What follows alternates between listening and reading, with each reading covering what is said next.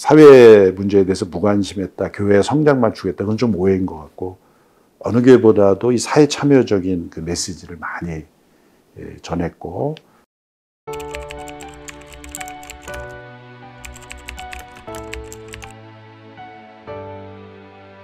교회 안에서는 뭐 격려해 주시는 분이 더 많았고요. 일단 뭐 반대하는 분하고 저가 접촉이 없어서 그런지 몰라도 공개적으로 저에게 항의하는 분은 제가 만나지 못했고, 오히려 성도들은 오히려 더 심각성을 깨닫고 격려해 주는 분이 훨씬 많았다고 볼 수가 있고, 또 외부적 시각에서는 조금 반반, 뭐 꼭 그래야 되나, 그럴 필요 있을까, 이런 사람들도 있었지만, 저는 제 자신을 나타내기 위해서 그런 것은 아니고, 저는 한번 주일 예배 때 성도들에게 상정되면 저는 국회에 나가서 시위하겠다 약속한 적이 있는데, 상정은 아니지만 상정 직전 단계에 있기 때문에 법사위가 다 통과되고, 저도 잘 몰랐어요. 그런데 법사위까지 다 되고 언제든지 상정할 수 있는 타임이기 때문에 상정되고 나서 하는 건 너무 늦는 거다라는 생각에서 상정을 막아야 되겠다라는 생각에서 이제 환기를 불러일으키고, 또 여러 성도들하고 함께 나가면 더 힘이 있지 않나 생각하는데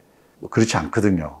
그러면 이제 교회 안에 다른 생각 가진 분들도 있기 때문에 이건 목사인 내 개인의 의견으로 표시한 것으로 이렇게 한 것이고, 다른 목사님들에게도 독려한 것은, 우리가 이 법이 제정되고 유럽과 같은 사회가 되어버린 다음에 우리가 반대하면 진짜 감옥에 갈 각오를 하고, 감옥에 간 사람들이 나와야 바꿀 수 있는 거거든요. 그래서 그 문제가 아니라면 정상적으로 생활할 수 있는 목회자들이 신사참배를 하나를 반대함으로써 설교만 안 해도, 주기철 목사님은 설교만 하지 말라, 그러면 당신 살려주겠다고 했는데도 의도적으로 설교를 함으로써 돌아가신 거거든요. 그러면 한국 교회가 그 신앙을 지키기 위해서 가만히만 있어도 살 수 있는 것을 나서서 돌아가신 순교자들이 있었다는 것입니다. 그러면 그분들이 뭐하러 순교했겠습니까? 대다수의 교회들이, 또 목회자들이 신사참배를 결의까지 한 사람들과 소수의 반대한 사람들이 있었는데, 그분들의 반대는 뭐 스타가 되기 위해서 반대한 겁니까? 그러니까 그런 어떤, 그건 영적인 문제이고, 이런 사회적 성을 받아들이는 것은 문화라는 이름으로, 인권 이름 포장된 창조 질서를 무너뜨리는 것이기 때문에, 그것이 영적으로 보면 신사참배와 다를 바가 없는 것이죠. 그래서 이거는 우리가 선제적으로 나서야 하는 문제이고, 우리는 교회를 보호하는 것 이상의 문제다. 그러니까 교회를 우리 무슨 잡이 잃어버리거나 또 교회가 약화될까 봐 설교하지, 그런 차원이 아니라 우리 이권을 지키기 위해서가 아니라 사회를 지키기 위한 것이다. 그래서 우리가 건강한 사회를, 우리가 잘 사는 것보다 더 중요한 그런 지켜야 될 사회 질서가 있다. 양성 질서라는 것은 분명히 지켜야 될 질서라는 것을 교회가 나서지 않으면 안 된다. 그래서 지금 타 종교에서는 이런 성의 문제, 또 출산의 문제, 이런 문제에 대해서는 소극적일 수밖에 없거든요. 그래서 우리 기독교만이 생육하고 번성하라는 하나님의 창조 명령이 나타난 것을 강조하는 타 종교에 비해서 생육과 번성을 명령으로 받은 하나님의 말씀이거든요. 생육과 번성이 불가능한 것은 하나님의 창조를 거스르게 하는 거죠. 그래서 이런 그 창조 질서를 보존한다는 차원에서도 교회적 관심을 가져야 된다라는 생각에서 나서게 됐죠. 예.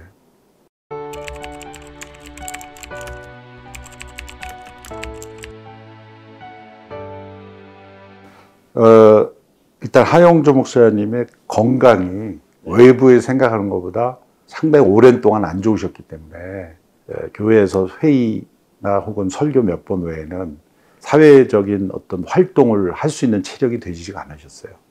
그러니까 뭐 우리 리더십들하고도 원활하게 만나기가 어려운 상황이었기 때문에 이런 문제를 가지고 활동을 하신다는 것 자체가 에너지가 안 되셨거든요. 근데 그런 부분이 한 부분이 있고, 또 한 가지는 이제 한 목사님은 존 스튜어트 영국에서 런던 인스티튜트라는 것은 이 사회적 문제에 대해서 응답하는 그러한 연구하는 기관이거든요. 그래서 런던 기독교 연구소에서 그 존 스튜어트로부터 배우셨고, 이 사회 문제에 대한 어떤 깊이 있는 고민과 관심, 그래서 이런 문화 쪽 때문에 두란노 소원을 한 것이고 빛과 소금 이런 잡지를 엄청난 적자를 감수하면서도 유일하게 폐간되지 않는 월간지입니다.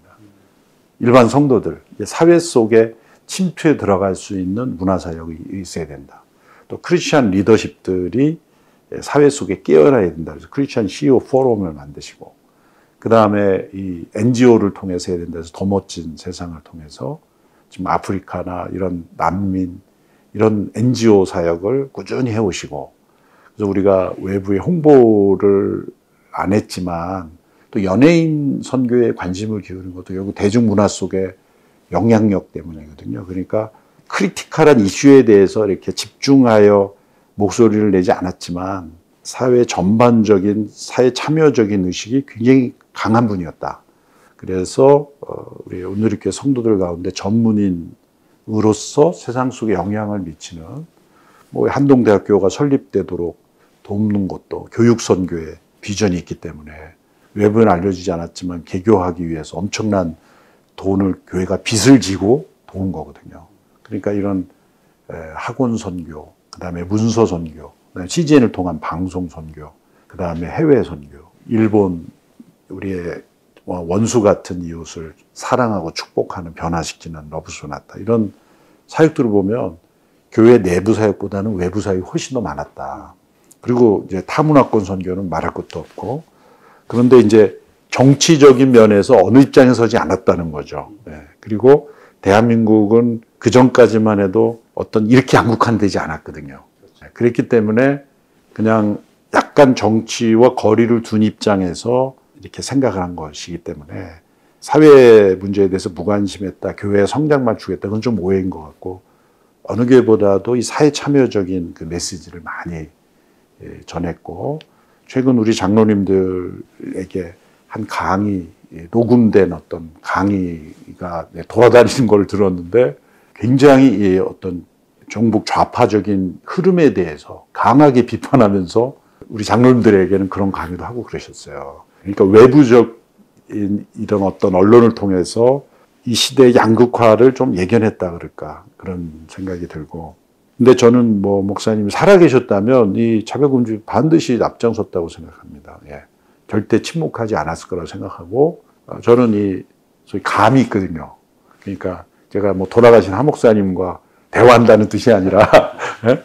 하나님의 뜻이 무엇인가 가장 중요하고 또 언제나 온누리교회 목회하면서 하 목사님이 살아계셨다면 이 문제는 어떻게 다뤘을까를 늘 곁에서 같이 목회하면서 어떤 때는 목사님이 치료받고 계시고 일본에 계시고 이러면 저희 리더십끼리 이렇게 회의해야 될 때가 있거든요. 그러면 가장 중요한 하나님 뜻이죠.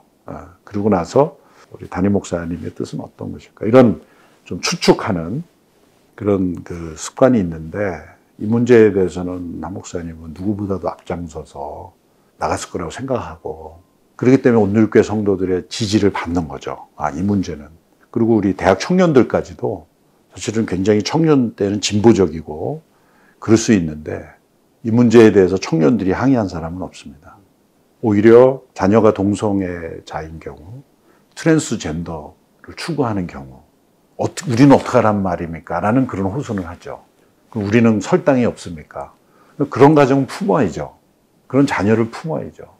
그리고 가정에 이 자녀를 부모 중에 한 사람은 너는 내 자식 아니다 그러고 끊으려고 그러고 한 부모는 그래도 우리 자식인데 목회자로서 자식이다.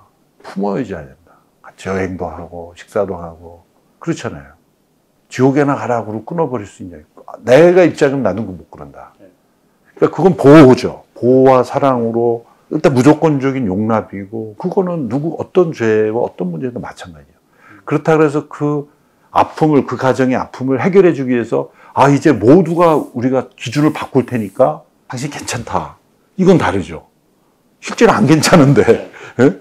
그렇지 않아요. 그걸 보고 느끼는 사람들이 안 괜찮은 감정을 이제 우리가 기준을 바꾸니까 이제는 안 괜찮다고 생각해라 라는 게 그게 쾌 축제거든요. 기준을 바꿈으로써 소수자들이 느끼는 불안감을 자신감으로 바꾼다는 게 그렇게 퀴어 운동이거든요. 그건 옳지 않은 거죠. 그리고 그렇게 해결이 안 돼요. 왜? 생물학적인 디스오더가 있기 때문이죠. 그러니까 그런 부작용, 심리적인 부작용, 또 생물학적인, 의학적인 부작용이 반드시 있기 때문에 그런 문제가 법적인 기준을 바꿔준다고 해결되는 게 아니다. 고로 이것은 기준을 바꿔서는 안 된다. 그러니까 그런, 저희 교육에도 그런 가정들이 있어요. 또 부모는 상담해주고, 그럼 자녀를 품으라는 거죠. 그러니까 소수자를 품어주고 그들의 어떤 연약함과 아픔을 긍휼히 여겨주고 도와주는 것과 모두가 기준으로 삼는 것을 바꾸는 것은 다른 문제다. 그래서 저희의 초점은 그들을 혐오하자는 운동이 아니라 기준을 바꾸는 건 막아야 된다. 그러면 더 확산되는 걸 막을 수 있다. 그런 초점이죠.